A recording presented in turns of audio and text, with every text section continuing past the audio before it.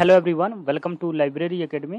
इस वीडियो में हम लोग डिस्कस करने जा रहे हैं मार्क 21। ये टॉपिक सभी कॉम्पिटिटिव एग्जाम के लिए इंपॉर्टेंट है। आप प्रीवियस ईयर एनवीएस पेपर जाके देखेंगे नवोदय विद्यालय लाइब्रेरियन का, तो उसमें 2 क्वेश्चंस आए हुए हैं और दोनों क्वेश्चन इसके टैग से पूछे गए हैं। और भी वेरियस एग्जाम में इसके फुल फॉर्म, मार्क का फुल फॉर्म क्या है, कब इसको पब्लिश किया गया और इसका हिस्टोरिकल डेवलपमेंट से क्वेश्चन पूछे जाएंगे। मार्क 21 टॉपिक अपने आप में एक बहुत बड़ा टॉपिक है, लेकिन हम लोग सिर्फ उसी चीज़ को कवर करेंगे जहाँ से क्वेश्चन अक्सर पूछे जाते हैं और जहाँ से क्वेश्चन पूछे जाने की संभावनाएं हैं। जैसे मैंने प्रीवियस ईयर के बहुत सारे यूजीसी नेट, बहुत सारे ईयर का यूजीसी नेट का पेपर, केवीएस का, एनबीएस का सारे पेपर देखा हूँ मैं। और सिर्फ यहाँ से 3 तरह के क्वेश्चन पूछे जाते हैं। एक तो मार्क का आपको फुल फॉर्म पूछ लिए जाते हैं, एक इसको कब डेवलपमेंट किया गया ये पूछा जाता है, कौन ऑर्गेनाइजेशन इसको हैंडल करता है यानी कौन इसको मेंटेन करता है ये पूछा गया है, और इसके टैग से क्वेश्चन पूछे गए हैं। तो हम लोग यहीं पे फोकस रहेंगे और थोड़ा सा एडवांस जाने की कोशिश करेंगे, ताकि आपके और भी जो क्वेश्चंस, अगर कुछ डिफिकल्टीज आती है एग्जाम में, कुछ डिफिकल्ट किया जाता है क्वेश्चन को, तो वो आप अच्छा से कर पाएँ। तो चलिए शुरू करते हैं लोग। अगर आप चैनल पे नए हैं तो चैनल को जरूर सब्सक्राइब कर लीजिएगा, बेल आइकन को प्रेस कर दीजिएगा। और अगर अभी तक आपने लाइब्रेरी एकेडमी ऐप डाउनलोड नहीं किया है तो लाइब्रेरी एकेडमी ऐप डाउनलोड करके वहाँ पे मैराथन कोर्स से ज्वाइन कर लीजिएगा। वहाँ पे आपको theoretical lecture, MCQs, test series तीनों का कॉम्बिनेशन मिल जाएगा मैराथन कोर्स में, जिससे एनवीएस, केवीएस और भी वेरियस लाइब्रेरियन एग्जाम का आप अच्छे से प्रिपरेशन कर पाएंगे। और अगर आपको कोई डाउट होता है तो आप व्हाट्सएप नंबर पे आप कांटेक्ट कर सकते हैं, मेरा ये व्हाट्सएप नंबर है। इसके अलावा आप ऐप के अंदर चैट का ऑप्शन है, वहाँ से भी कुछ भी पूछ सकते हैं, या व्हाट्सएप पे भी आप चैटिंग के माध्यम से पूछ सकते हैं। तो चलिए शुरू करते हैं लोग। सबसे पहले हम लोग इसके बेसिक फंडामेंटल कुछ चीज़ें देखेंगे, फिर इसके टैग के बारे में डिस्कस करेंगे जहाँ से क्वेश्चन पूछे गए हैं और पूछे जाने की पूरी संभावनाएं हैं। तो सबसे पहले हम लोग डिस्कस करते हैं व्हाट इज अ मार्क। तो देखिए, व्हाट इज मार्क रिकॉर्ड क्या होता है। एक तरह का ये रिकॉर्ड है। तो यह mark record is a machine readable cataloguing record, यानी कि ये मशीन रीडेबल कैटलॉगिंग रिकॉर्ड है। बेसिकली इसका फुल फॉर्म होता है मशीन रीडेबल कैटलॉगिंग। इसका फुल फॉर्म अगर पूछा जाए आपसे तो एक बात आप ध्यान रखिएगा, मार्क कोई कैटलॉगिंग स्टैंडर्ड नहीं है। जो मार्क 21 है, ये हालांकि मार्क शुरू में इसका नाम मार्क था, लेकिन अब इसका जो न्यू नेम है ये मार्क 21 के नाम से है। और 21 इसलिए है, ये मत सोचिए कि 21 एडिशन की वजह से 21 है, नहीं, 21 सेंचुरी, यानी ये इसका डेवलपमेंट जो था 1919 में पब्लिश किया गया था, और उसके बाद जस्ट 2000 से आपका ये 21 सेंचुरी स्टार्ट होने वाला था। इसी वजह से इसका मार्क 21 रखा गया, यानी कि 21वीं शताब्दी के नाम पे ये 21 रखा गया है। ये 2021 की बात नहीं है, इस बात का आप ध्यान रखिएगा। उसके बाद बात करें हम लोग, मार्क 21 जो है it is not a cataloguing standard. ये कैटलॉगिंग स्टैंडर्ड नहीं है, जैसे AACR यानी कि एंग्लो अमेरिकन कैटलॉगिंग रूल, या आप कहें CCC यानी क्लासिफाइड कैटलॉगिंग कोड, एक तरह का कैटलॉगिंग स्टैंडर्ड है। और ये सेट ऑफ रूल्स हैं इसमें कि आपको कैसे कैटलॉगिंग कार्ड बनाने हैं, मेन एंट्रीज कैसे करना है, एडिट एंट्री कैसे करना है। हमने AACR 2 और CCC में देखा हुआ है, हमने थ्योरेटिकल लेक्चर इस पर अपलोड किया हुआ है वहाँ पे। लेकिन ये एक दोनों जो है AACR 2 और CCC, ये कैटलॉगिंग स्टैंडर्ड है, लेकिन मार्क 21 कैटलॉगिंग स्टैंडर्ड नहीं है। ये कोई कैटलॉगिंग करने का तरीका नहीं बताता है। इसका मतलब फिर ये क्या है, तो मार्क 21 इज द मतलब बेसिकली आप कहिए तो communication standard and the framework of exchanging cataloguing record. एक तरह का कम्युनिकेशन स्टैंडर्ड है, जिसके द्वारा एक तरह का ये फ्रेमवर्क प्रोवाइड करता है, जिसके द्वारा हम लोग एक्सचेंज कर पाते हैं अपने कैटलॉगिंग रिकॉर्ड को। यानी अगर मान लीजिए कि कोई 2 लाइब्रेरी हैं और दोनों लाइब्रेरी का अपना जो ट्रेडिशनल मेथड है उन्होंने कैटलॉगिंग किया हुआ है। जैसे ACR 2 पे बेस्ड उनका कैटलॉगिंग है। मान लीजिए एक नेशनल लाइब्रेरी ऑफ इंडिया है, नेशनल लाइब्रेरी ऑफ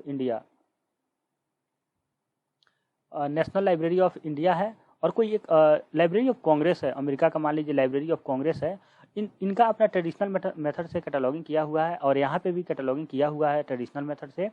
लेकिन इन अपने डेटा को, जैसे लाइब्रेरी ऑफ कांग्रेस चाहता है कि हम नेशनल लाइब्रेरी ऑफ इंडिया के साथ अपना पूरा डेटा को शेयर करें कि हमारे पास क्या क्या रिसोर्सेस अवेलेबल है, और नेशनल लाइब्रेरी ऑफ इंडिया भी चाहता है कि अपना जो रिकॉर्ड है, अपना जितने भी इनके पास कंटेंट है, जिनका इनको कैटलॉगिंग कार्ड इन्होंने बनाया हुआ है, वो सारे रिकॉर्ड हम लाइब्रेरी ऑफ कांग्रेस के साथ शेयर कर दें। तो ये एक्सचेंज कैसे करेंगे, तो ये मार्क 21 फॉर्मेट के द्वारा अपने सारे रिकॉर्ड को शेयर कर पाएंगे। तो basically it is the communication standard है, एक तरह का ये कैटलॉग, एक तरह का कम्युनिकेशन स्टैंडर्ड है, जिसमें हम लोग एक ऐसा फ्रेमवर्क ये देता है जिसके तहत हम लोग एक्सचेंज कर सकते हैं अपने कैटलॉगिंग रिकॉर्ड को, बिब्लियोग्राफिक रिकॉर्ड को और भी वेरियस जितने भी हमारे पास रिकॉर्ड हैं लाइब्रेरी में, उनका हम लोग शेयर कर सकते हैं एक लाइब्रेरी को दूसरे लाइब्रेरी के साथ। बस ये चीज़ें प्रोवाइड करता है, ना कि ये कैटलॉगिंग कोई रूल्स आपको प्रोवाइड करता है कि आपको कैसे कैटलॉगिंग करना है। तो ये आपका मन में कन्फ्यूजन दूर होना चाहिए, क्योंकि इसके नाम में जब आता है मशीन रीडेबल कैटलॉगिंग तो बहुत बच्चे ऐसे समझते हैं कि ये एक तरह का कैटलॉगिंग जैसे कि ACR2 है या आपको CCC है, उसी तरह ये भी है, लेकिन नहीं, ये सिर्फ एक कम्युनिकेशन स्टैंडर्ड है जिसके तहत हम लोग, ये फ्रेमवर्क प्रोवाइड करता है जिसके तहत हम लोग अपने कैटलॉगिंग रिकॉर्ड को एक्सचेंज करते हैं। तो आई थिंक आपको ये पॉइंट समझ में आया होगा। नेक्स्ट बात करते हैं फाइल एक्सटेंशन। फाइल एक्सटेंशन है .marc.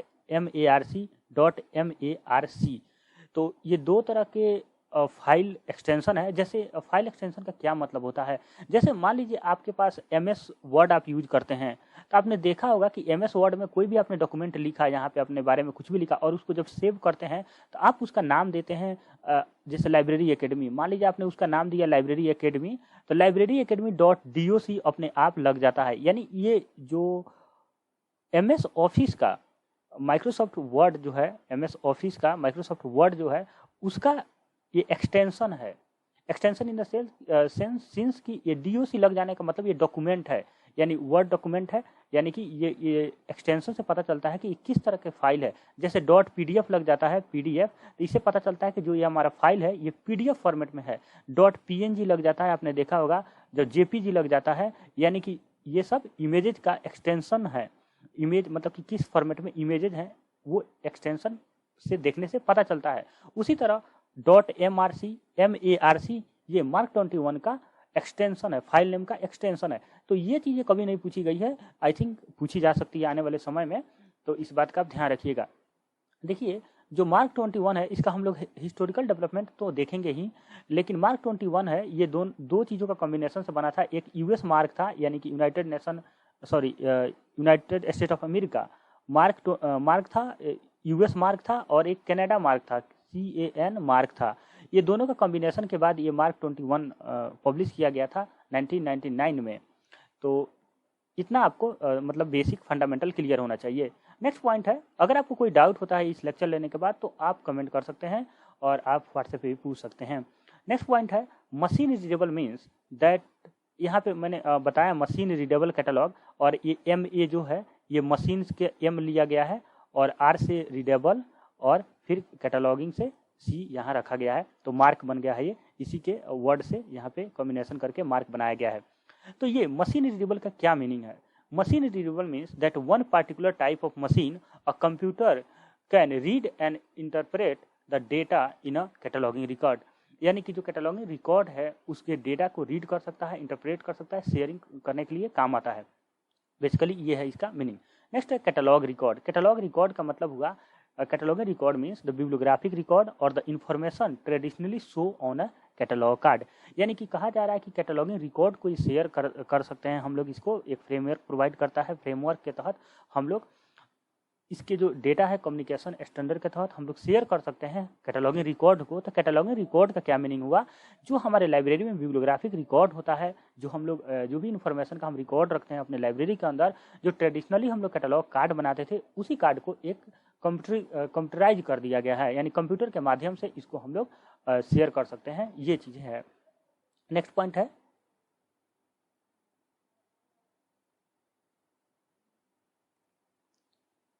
नेक्स्ट पॉइंट में देखिएगा, जैसे कि ये रिकॉर्ड क्या क्या इंक्लूड करती है। ये रिकॉर्ड जैसे डिस्क्रिप्शन ऑफ द आइटम, जैसे आप कैटलॉग कार्ड, जैसे आपने मतलब हमने ACR2 का एग्जांपल लेता हूं मैं, तो ACR2 में आपने देखा था कि यहाँ पे हम लोग कॉल नंबर लिखते हैं, यहाँ पे एक्सेशन नंबर लिखते हैं, यहाँ पे ISBN नंबर लिखते हैं, यहाँ पे टाइटल लिखते हैं, यहाँ पे जो भी रीडर मतलब कि जो राइटर होते हैं उनका मतलब कि पहले फॉर नेम, फिर उनका मतलब पहले सर नेम, फिर उनका फॉर नेम लिखते हैं, और यहाँ पे फिजिकल डिस्क्रिप्शन देते हैं। तो ये कैटलॉगिंग कार्ड का जो स्टैंडर्ड है, उसी स्टैंडर्ड जो है ट्रेडिशनल मेथड को ये ऑनलाइन एक तरह से कंप्यूटरीकृत कर दिया जाता है। तो इसमें हम लोग क्या क्या शेयर कर सकते हैं, तो देखिए इसमें डिस्क्रिप्शन ऑफ द आइटम, मैंने वस्तु का विवरण, ये एक तरह से ऑर्डर, यही ऑर्डर नहीं है, कोई भी ऑर्डर हो सकता है, मैंने यहाँ लिख दिया है। तो डिस्क्रिप्शन ऑफ द आइटम, तो डिस्क्रिप्शन ऑफ द आइटम जैसे हम लोग ट्रेडिशनल कैटलॉग बनाते हैं तो यहाँ पे डिस्क्रिप्शन ऑफ द आइटम लिखते ही हैं, लास्ट में यहाँ ट्रेसिंग होता है, और ट्रेसिंग इसलिए हम लोग बनाते हैं ताकि ये पता चल जाए कि हमारे पास एडेड एंट्री क्या क्या बनाने हैं। तो ये सब हमने कैटलॉगिंग में सीखा हुआ है, इसलिए आपको यहाँ पे ज़्यादा प्रॉब्लम नहीं आ रही होगी। जो लोग लेक्चर देखे हुए हैं, मैराथन कोर्स से जुड़े हुए हैं, अगर आप नहीं जुड़े हुए हैं तो आप जुड़ सकते हैं। Main entry and added entry मतलब कि इसमें रिकॉर्ड में रहता है, उसके बाद सब्जेक्ट हेडिंग और द क्लासिफिकेशन और द कॉल नंबर। तो यही बेसिक जो कैटलॉगिंग कार्ड में जो जितने भी इंफॉर्मेशन रहता है वो सभी मशीन रीडेबल कैटलॉग में भी वो सभी रिकॉर्डेड रहता है। उसके बाद हम लोग बात करते हैं थोड़ा सा हिस्टोरिकल डेवलपमेंट में। तो हिस्टोरिकल डेवलपमेंट में बात करें तो सबसे पहले एक साइंटिस्ट, ये साइंटिस्ट का नाम आपको याद रखना है, हालांकि कभी मैंने क्वेश्चंस में देखा नहीं है लेकिन क्वेश्चन पूछे जा सकते हैं। इनका नाम था हेनरीटे औराम, औराम नाम है इसका, औराम, ठीक है। ये हेनरीटे औराम, ये एक कंप्यूटर साइंटिस्ट थे। ये काम कर रहे थे who work in a library of Congress. ये लाइब्रेरी ऑफ कांग्रेस जो अमेरिका में है, इसकी स्थापना 1904 में हुई थी। एक बार आप डेट इसे चेक कर लीजिएगा और आप लाइब्रेरी ऑफ कांग्रेस का ईयर जरूर याद रखिएगा। एंड क्रिएट मार्क इन 1960, इन्होंने ही मार्क को क्रिएट किया 1960 में, so that record can be shared among library, ताकि लाइब्रेरी के अंदर उनका रिकॉर्ड जो भी कोई एक लाइब्रेरी है उसके दूसरे लाइब्रेरी के साथ शेयर किया जा सके। तो उन्होंने डेवलप किया था। और नेक्स्ट है originally the library of Congress program was called LC MARC, मतलब कि लाइब्रेरी ऑफ कांग्रेस ने एक प्रोग्राम लॉन्च किया कि हम लोग को एक मशीन रीडेबल कैटलॉग डेवलप करना है। वो एक प्रोग्राम उन्होंने चलाया था, उस प्रोग्राम का नाम था एलसी मार्क। और उसी के मतलब कि ये साइंटिस्ट है हेनरीटे औराम, उन्होंने मार्क को डेवलप किया। बाद में जाके 1968 में, ये 1960 में ये इन्होंने डेवलप किया, इस बात का ध्यान रखिएगा मार्क।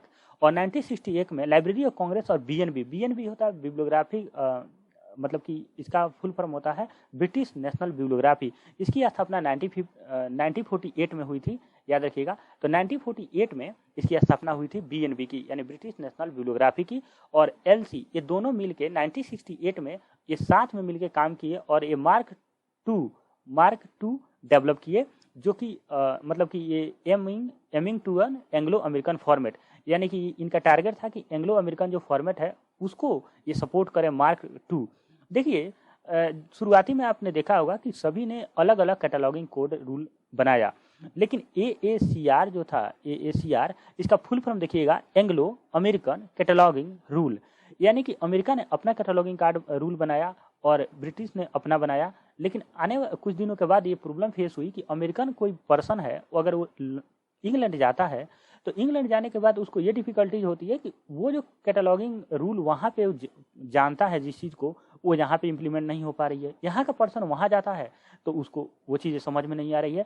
तो इन लोगों ने डिसाइड किया कि हम एक कॉमन काम करेंगे और एक ऐसा फॉर्मेट बनाएंगे जिसके तहत कोई भी पर्सन कहीं भी जाए वर्ल्ड में उस चीज़ को वो समझ पाए। जैसे आज अगर हम लोग AACR2 पूरे वर्ल्ड में ये यूज होता है, तो अगर आप AACR2 पढ़े हुए हैं, आपके सिलेबस में है और आप अमेरिका या लंदन जाते हैं वहाँ पे काम करने, वहाँ के लाइब्रेरी में, तो आपको डिफिकल्टीज नहीं आएगी।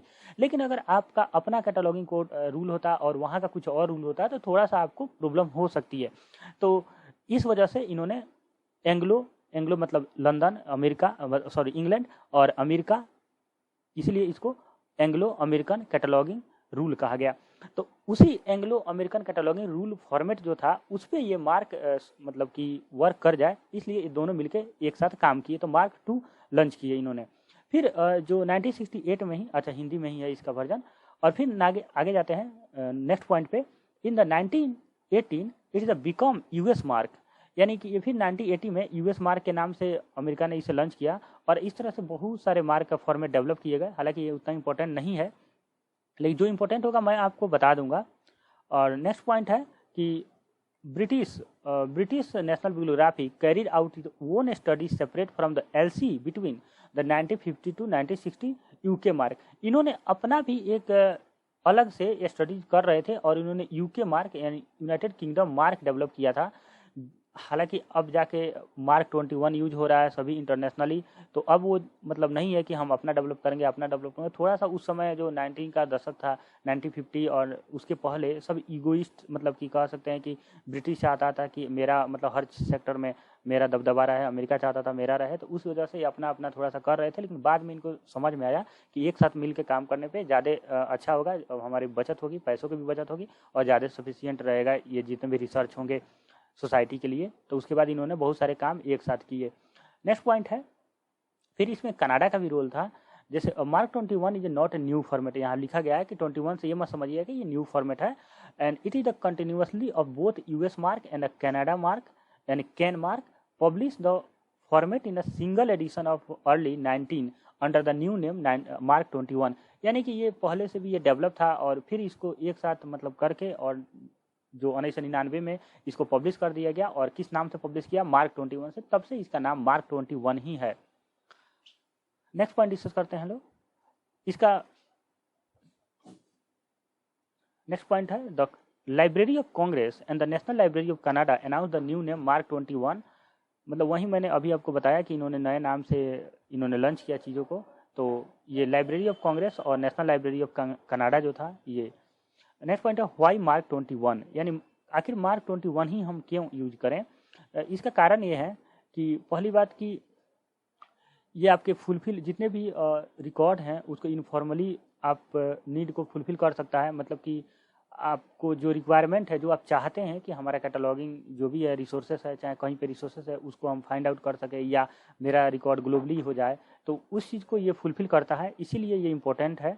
और यहाँ पे मैंने लिखा भी है to fulfil the need of uniform record format structure to meet the paradigm shift taking place in a library form, यानी इसमें आप क्या कर सकते हैं, one collection to the library without wall, यानी कि अपना कलेक्शन क्रिएट कर सकते हैं, इन सोर्सिंग और आउटसोर्सिंग कर सकते हैं, यानी कि कहीं के डेटा को आप एक्सेस कर सकते हैं, अपना डेटा को कहीं भेज सकते हैं, लोकल टू रीच हो सकते हैं, आपका लाइब्रेरी अगर लोकल है तो उसको ग्लोबली कर सकते हैं, one medium to the multiple media, और मेड शेयर कैटलॉगिंग रियलिटी, यानी कि आप कैटलॉगिंग को शेयर कर सकते हैं, ये एक तरह का रियलिटी है।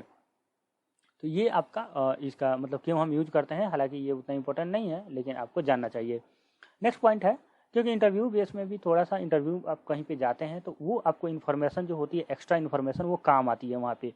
नेक्स्ट पॉइंट है MARC record act as a uniform record structure, मतलब कि ये यूनिफॉर्म रिकॉर्ड स्ट्रक्चर है। ऐसा नहीं होगा कि अमेरिका में कोई लाइब्रेरी ने मार्क रिकॉर्ड बनाया है तो उसका स्ट्रक्चर अलग होगा और इंडिया का अलग होगा, सबका सेम होगा, इसीलिए इसे यूनिफॉर्म कहेंगे। यूनिफॉर्म रिकॉर्ड स्ट्रक्चर रहता है for representation of disparate information type, जैसे कि manuscript, archive, cartographic materials, musical scores, serials, sound recording and so on, यानी कि किसी टाइप के इंफॉर्मेशन हो उसका यूनिफॉर्म रिकॉर्ड स्ट्रक्चर होगा पूरा वर्ल्ड वाइड, तो इससे सहूलियत होगी, कहीं पे भी आप काम कर रहे हो और कोई भी व्यक्ति कहीं से भी एक्सेस कर रहा है तो उसको डिफिकल्टीज नहीं होगी।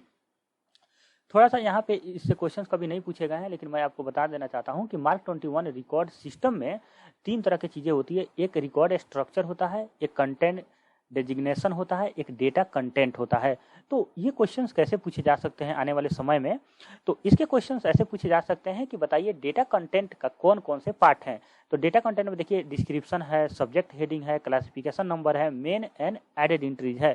तो आपसे ये पूछा जा सकता है कि डेटा कंटेंट में कौन से मतलब नहीं है, डिस्क्रिप्शन नहीं है, सब्जेक्ट हेडिंग नहीं है, क्लासिफिकेशन नंबर नहीं है और एक टैग नहीं है, तो आपको आंसर हो जाएगा टैग नहीं है। यानी डेटा कंटेंट में टैग जो है डेटा कंटेंट का पार्ट ना होकर ये कंटेंट डेसिग्नेशन का पार्ट है। उसी तरह रिकॉर्ड स्ट्रक्चर का कौन सा पार्ट है, और आपको ये 3 दे दिए जाएंगे और एक दे दिए जाएंगे द लीडर, तो आपको द लीडर आंसर हो जाएगा। तो इस टाइप से क्वेश्चन देखने को मिल सकता है, क्योंकि अभी तक नहीं पूछा गया, हालांकि यूजीसी नेट भी नहीं पूछा है लेकिन पूछ सकते हैं। तो बस ध्यान रखिएगा रिकॉर्ड स्ट्रक्चर में leader, directory and variable field होता है। अब इसके डिटेल एक एक नहीं जाएंगे हम लोग, क्योंकि एक एक जाने का मतलब होगा फिर 1 आवर का यहाँ पे लेक्चर लगेगा और कभी पूछता नहीं है एग्जामिनर। तो the leader, the directory and variable field होता है रिकॉर्ड स्ट्रक्चर का, 3 चीजें होती है, याद रखिएगा। और कंटेंट डेजिग्नेशन में fix variable and variable field, यानी फिक्स फील्ड और वेरिएबल फील्ड 2 होते हैं। और वेरिएबल फील्ड में जैसे टैग होता है, इंडिकेटर होता है, डेलिमिटर्स होता है और सब फील्ड कोड्स होते हैं।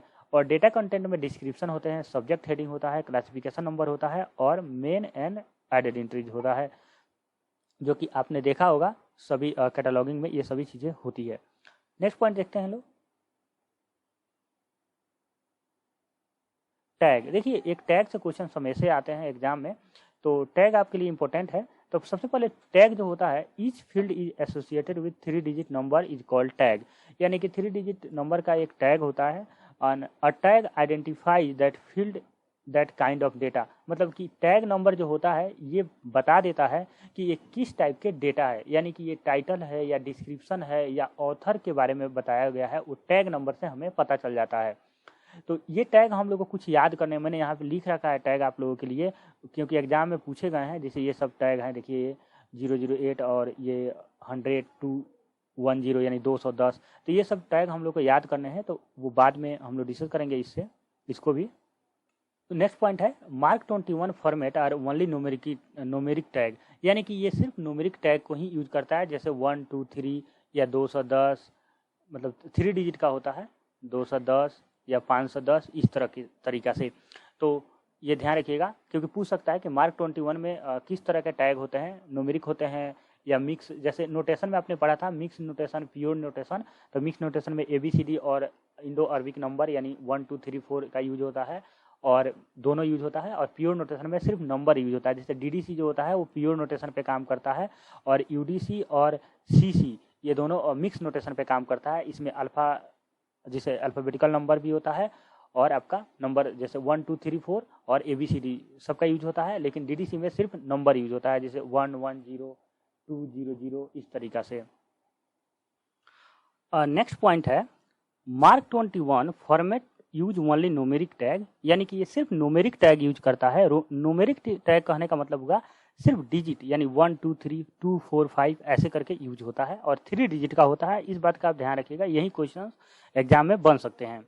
And the tag is store in the directory entry, और ये directory entry for the field में ये स्टोर होता है। जैसे अभी मैंने आपको बताया था यहाँ पे कि थोड़ा सा याद रख लीजिएगा इसका पार्ट ये। तो जैसे बताया था द लीड और द डायरेक्टरी, तो टैग जो होता है वो डायरेक्टरी फील्ड में स्टोर होता है, इस फील्ड में यहाँ पे, ठीक है। लेकिन कंटेंट डेसिग्नेशन के अंदर टैग आता है और इंडिकेटर्स आता है। मतलब कि जब आप कोई भी किसी भी चीज़ का एक मार्क 21 के अकॉर्डिंग लिखिएगा तो उसका एक फॉर्मेट होता है, तो वो फॉर्मेट वगैरह नहीं पूछता है, लेकिन जो पूछेगा, जो पूछा है उसी पे हम लोग काम कर रहे हैं एग्जाम के अकॉर्डिंग। ज़्यादा डिटेल में जाएंगे लोग तो इस पर PhD भी हो सकती है, लेकिन हमें PhD नहीं करना है, हमें एग्जाम निकालने हैं। जैसे मैंने आपको बताया था कि फॉर्मेट होता है, तो ये सभी फॉर्मेट है। जैसे here the number 100 is a tag, तो ये सब इस तरह का देखने को मिलेगा आपको। तो इसके बारे में मैं नहीं बता रहा हूँ, क्योंकि अगर आप पढ़ना चाहते हैं तो इनके ऑफिशियल वेबसाइट पे इसके एक मीनिंग दिया हुआ है, आप पढ़ सकते हैं। मैं लास्ट में आपको वेबसाइट बता दूंगा, और रेफरेंसेस मैंने कहाँ से लिया है ये भी चीज़ मैं बता दूंगा आपको।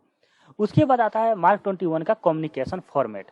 तो कम्युनिकेशन फॉर्मेट में मतलब कि 5 फॉर्मेट होते हैं published in the new edition of MARC 21 in that makeup the MARC 21 family of the format. इसको हम लोग मार्क 21 का फॉर्मेट फैमिली कहते हैं। इसमें 5 चीज़ें आती है, and these format are primary design to provide specification for the exchange of information between system. और ये आपको मतलब कि ये प्रारूप एक तरह से मुख्य रूप से आपको सिस्टम के बीच सूचनाओं का आदान प्रदान करने के लिए एक तरह का डिजाइन किए गए हैं। ये आपको स्पेसिफिकेशन प्रोवाइड करते हैं। स्पेसिफिकेशन यानी कि एक तरह का एक्सचेंज कैसे होगा, इस चीज़ का आपको फॉर्मेट प्रोवाइड करते हैं। और ये जो 5 कम्युनिकेशन फॉर्मेट है उनका नाम बस याद रखिएगा, पूछ सकता है एग्जाम में कि मार्क 21 में how many format in mark 21, यानी कि कम्युनिकेशन फॉर्मेट आपसे पूछ सकता है question, how many communication format in mark 21, तो 5 फॉर्मेट। और हो सकता है आपसे ये भी पूछ दे कि कौन कौन से फॉर्मेट होते हैं, उनका नाम बताइए। तो उसमें होता है MARC 21 format for bibliographic data and the authority data and the holding data, classification data, and the last one is a community data. तो बस आपको यहाँ से क्वेश्चंस नहीं पूछे गए हैं, लेकिन बस आपको इसका ध्यान रखना है, इसको याद रख कर लीजिएगा। Bibliographic data, authority data, holding data, classification data and community data, ये कम्युनिकेशन फॉर्मेट का फैमिली है 5। नेक्स्ट पॉइंट देखते हैं कम्युनिकेशन स्टैंडर्ड। तो देखिए कुछ एग्जाम में, जैसे उत्तराखंड SSC ने एग्जाम लिया था, वहाँ पे आपको पूछा गया था कम्युनिकेशन स्टैंडर्ड में जो आपका जो कम्युनिकेशन प्रोटोकॉल जो यूज होता है, ये यूज होता है Z39.2, Z39.21। तो ये आपको कम्युनिकेशन स्टैंडर्ड है, प्रोटोकॉल्स है उनका। मतलब कि इसका नाम पूछा गया था मार्क 21 क्या यूज करता है, तो यहाँ पे था Z39.21, Z38.21 ऐसे करके ऑप्शन था। तो ये दोनों चीज़ें आपको पता होना चाहिए। तो कम्युनिकेशन स्टैंडर्ड में सबसे पहले हम लोग जो ISO का मतलब कि स्टैंडर्डाइज यूज करते हैं वो 2709 यानी 2709 ISO 2709 ये बिब्लियोग्राफिक इंफॉर्मेशन एक्सचेंज का ये स्टैंडर्ड है। बेसिकली स्टैंडर्डाइजेशन और क्या होता है ये आपको अगर समझना है तो ये समझ लीजिए एक लाइन में। बेसिकली क्या होता है कि दुनिया में जितने भी स्टैंडर्ड चीज़ें होती हैं उनको एक स्टैंडर्ड फॉर्म दिया जाता है ताकि वर्ल्ड के जितने भी डिवाइस बनाया जाए, वर्ल्ड के जो भी उस फील्ड में उस पर्टिकुलर मतलब एरिया में काम किया जाए तो उस स्टैंडर्ड को वो मेंटेन करे। अगर स्टैंडर्ड अगर मान लीजिए कोई ये कंट्री है, कोई दूसरा कंट्री है, अगर ये दूसरा स्टैंडर्ड पे काम करने लग गया, ये दूसरा स्टैंडर्ड पे काम करने लग गया और कभी भी इन दोनों के बीच में कम्युनिकेट करना हो तो ये ब्रेक हो जाएगा कम्युनिकेशन। इसी वजह से अगर एक स्टैंडर्ड पे काम हो, एक प्रोटोकॉल्स पे काम हो, एक सेट ऑफ रूल्स पे काम हो तो दोनों में कम्युनिकेट करना काफ़ी ईजी होता है। इसीलिए जो ISO स्टैंडर्ड जो होता है वो 2709 बिब्लियोग्राफिक इंफॉर्मेशन एक्सचेंज का होता है और यहाँ पे मार्क 21 में यूज होता है। और जो कम्युनिकेशन प्रोटोकॉल है Z39.21 ये बिब्लियोग्राफिक इंफॉर्मेशन एक्सचेंज के लिए प्रोटोकॉल का यूज किया जाता है और ये आपसे पूछा गया है एग्जाम में। नेक्स्ट है मेंटेनिंग कौन करता है, यानी कि जो जैसे हम लोगों ने देखा था कि DDC का जो पहले तो DDC का जो था फॉरेस्ट, इसके पहले फॉरेस्ट प्रेस कर रहा था, उसके बाद OCLC, अब OCLC इसका कॉपीराइट है और उसको मेंटेन करता है DDC 23 को, एडिशन को 22 को भी।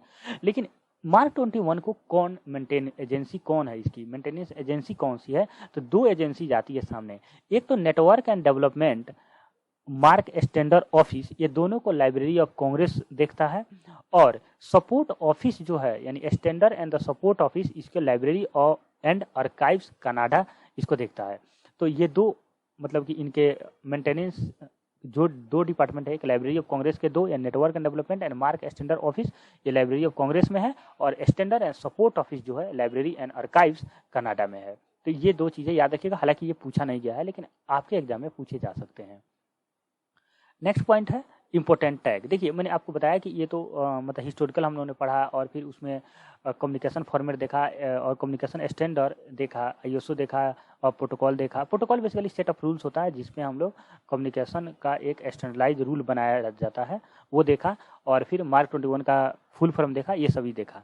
लेकिन अब आपसे क्वेश्चंस देखिएगा, आप NBS 2018 जो 19 में एग्जाम हुआ था, NBS का जो 2018 का वैकेंसी था, उसमें देखिएगा आपको मार्क 21 के टैग से ही 2 क्वेश्चंस है। आप जाके और भी जैसे उत्तराखंड SSC को देखिएगा, वहाँ पे एक क्वेश्चन पूछे गए हैं। UGC नेट में हमेशा क्वेश्चन पूछे जाते हैं। तो यहाँ एक टॉपिक में सबसे इंपॉर्टेंट होता है इसका टैग, लेकिन इसके टैग बहुत ज़्यादा हैं, मतलब 1-2 टैग नहीं है, बहुत टैग हैं।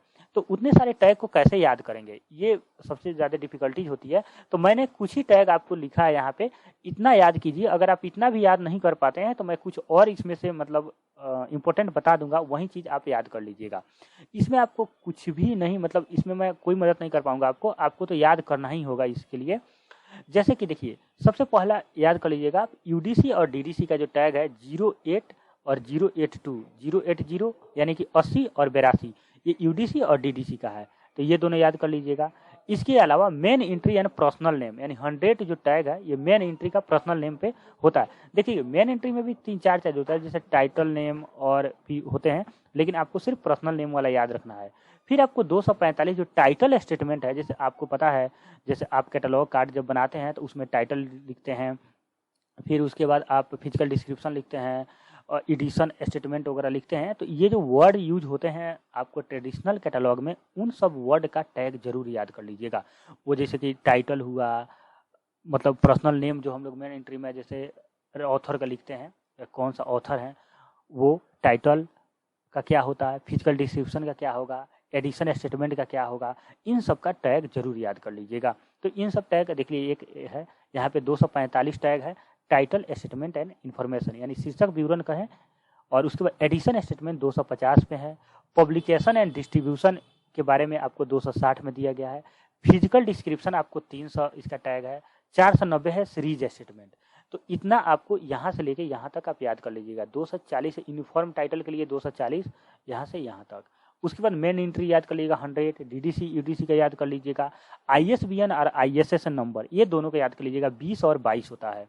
ISBN का 20 यानी 020 और 022 टैग नंबर होता है ISSN का, ये 3 डिजिट का होता है, इसलिए हम लोग को पहले 0 लगाना अनिवार्य होता है।